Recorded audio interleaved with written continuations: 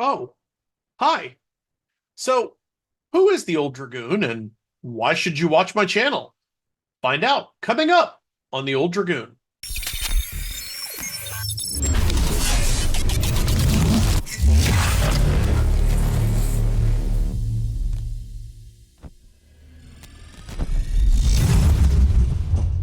Live and direct from Jupiter Base, it's the Old Dragoon. I'm here to talk about games and gaming. In this inaugural video, I'm going to give a bit of background on myself and why games and gaming are important to me. I'm also going to impart the story of my first brush with RPGs, the genesis of the hobby that has come to define so much about who I am. While I'm filling you in, I'm going to show a reel of my game room, the One-Eyed Ogre, a snapshot of my gaming collection as it existed 7 years ago. We're in the process of reconstructing the Ogre after a major water leak at our house, and I'm sure I'll show some updated pics once it's all nice and neat. It's functional, and games are happening there again, but it's far from organized as I'd like it to be. So here we go. My goal with this channel is, at its heart, pretty simple. To share my love of tabletop gaming, mostly role-playing games, but there will be some war games and board games, and impart information, history, experiences, etc. in a manner I hope you'll find useful, informative, and even entertaining. Many times YouTubers and modern gamers draw a line in the sand. No, not that one. But a line in the sand over the superiority of old school games, often referred to as the OSR, or the current generation of RPGs.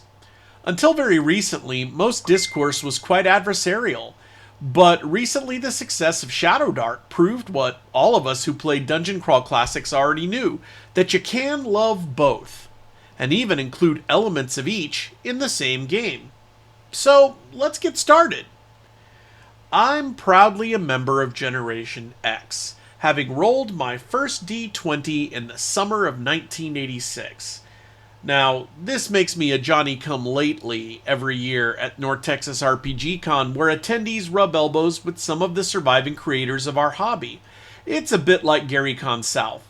I was incredibly jazzed to roll dice with the writer and meet the cover artist of the very books I started the gaming hobby with in '86, Frank Mentzer and Larry Elmore, which brings me to my first D&D experience. Like most kids who grew up in the 70s and 80s, I was firmly under the spell of Star Wars. I was also a huge fan of Star Trek and had underroots from both franchises. I saw Star Wars at a drive-in with my parents during the holdover. Remember, it was in theaters for literal years, re-released again, and then Empire came out in '80. My first film in an actual theater not requiring a car was Disney's The Black Hole. My little brain was firmly into fantasy and science fiction. I was starting to read before the end of Kinder, and I was nearly always nosing through a book. This was, shall we say, incongruous with my family, who were mostly outdoors folks. I had zero interest in fishing, hunting, sports. I was instead fascinated with books about UFOs, ghosts, ancient Egypt. I loved when fantasy and sci-fi collided. Thundar the Barbarian, Black Star, He-Man, all favorites. And then the Dungeons and Dragons cartoon landed on Saturday mornings. Now, I'd never even heard of the game at this point, although I was aware of the concept dimly thanks to E.T. the year before.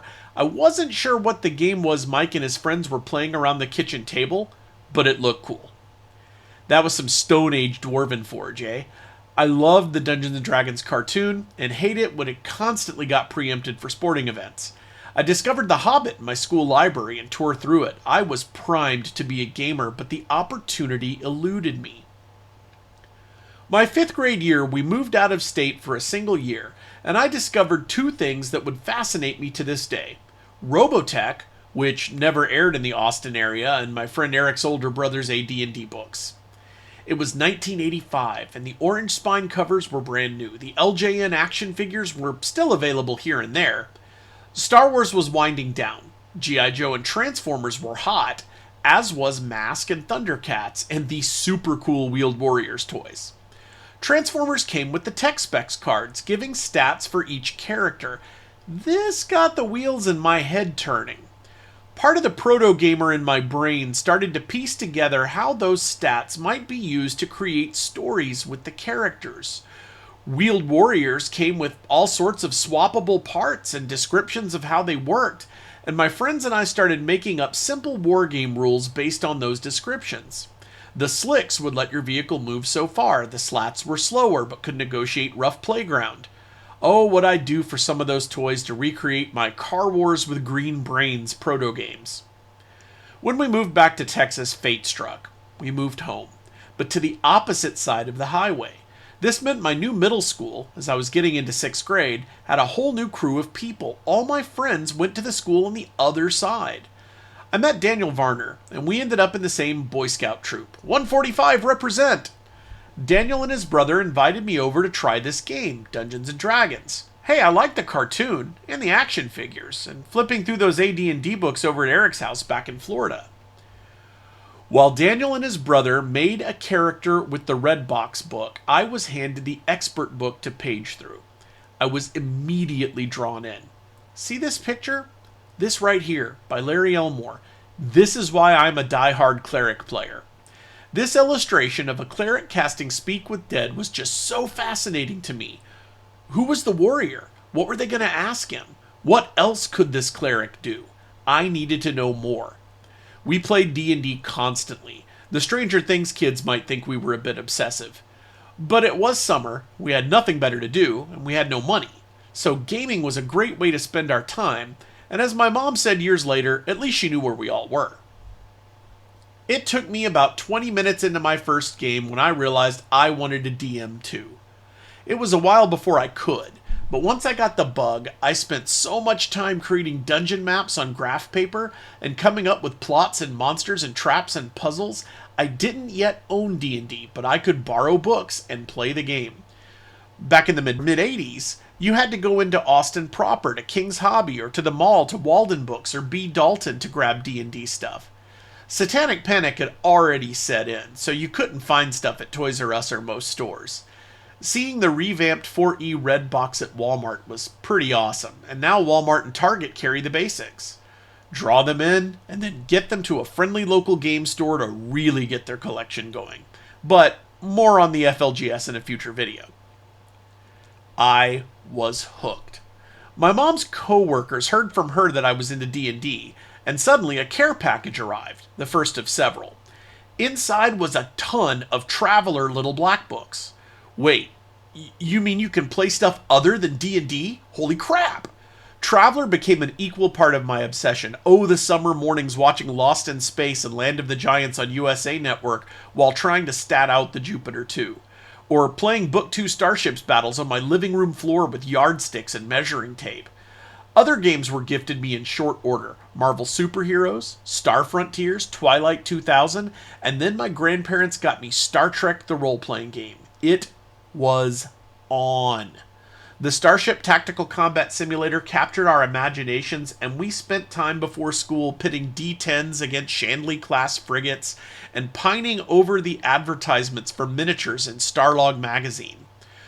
Then we learned about Battletech, and Battle Technology magazine, and Technical Readout 3025, and then the MechWarrior RPG.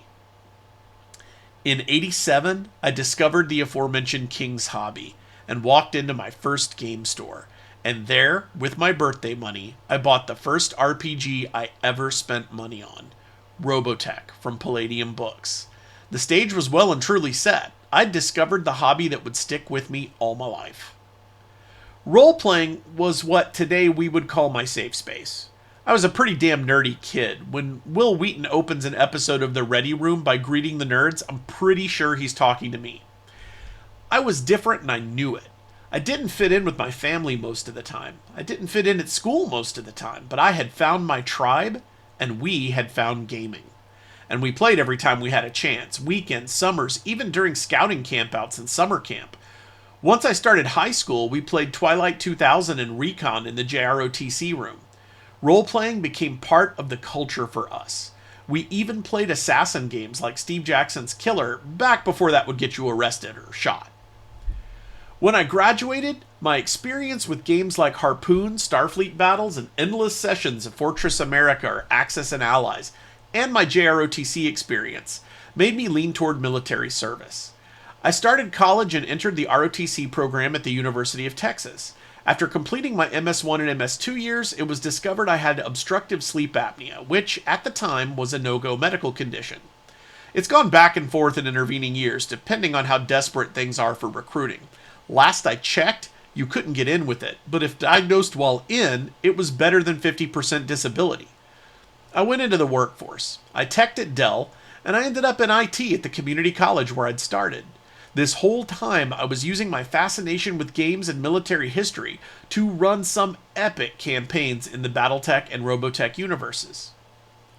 I got married in 1999, and myself, the groomsmen, and the ushers wore the dress uniform of our MechWarrior RPG club, the Caladan Highland Dragoons. After a decade of marking time as an IT tech and dipping my toe into working on RPG projects, I did some dev work on the first edition of Spectrum Games' Cartoon Action Hour, among other things. I got off my now fat butt and went back to college to finish my BA and MA in military history, and enlisted in the Texas State Guard. About that time, my wife and I became overnight parents. Due to my wife's health issues, we couldn't have kids of our own, so we fostered to adopt. Turns out, having a full-time job, being a new parent, being in grad school, and being a state guardsman is a fairly heavy load. So my time in the Guard was limited, but I'm grateful I had the opportunity to serve in some capacity. My master's thesis was about war games and how they'd help chart the course for actual historical outcomes. Even in academia, games and gaming was just part of who I am. After grad school, I got to teach a couple sections at the college, and moved into my current position as an IT analyst. And with my co-conspirator Bobby, formed Retro Arcana Games, a small RPG studio that just launched a podcast, and is working on our first projects under our own banner after recently completing a new Savage Worlds setting for Star Anvil Games. That was a huge project. I thought my thesis was big. I can't wait for the Kickstarter to kick off and see people enjoy the fruits of our labor along with our co-author Ross Watson. It hasn't been all awesome though. In 2022, I had to undergo open heart surgery for a quintuple bypass. Remember when Optimus Prime's chest was fully open during Transformers the movie? It's like that. Turns out undiagnosed diabetes is a cast iron biatch, which, combined with genetics, makes for heart troubles. To the doctor who missed it for all those years, I'd like to lodge a complaint. But I survived, hit cardiac rehab like a boss, and here I am making good on a promise to myself to start a YouTube channel. So that's me, the Old Dragoon, and I'm still a Dragoon. Our gaming club has gone through several different iterations, but we've never stopped meeting. The Royal Dragoon Guards get together twice a month and roll dice. I'm a dad, a spouse, an IT analyst, and now I get to add game designer to the list of things I've done, like soldier and professor. I'm hoping you join me as time goes forward. I'll be talking about games and gaming, reviewing products, making characters, and generally being here chatting about the things I enjoyed that I hope you'll enjoy too. And if you're still here, thanks for watching. Remember, character is what you are in the dark.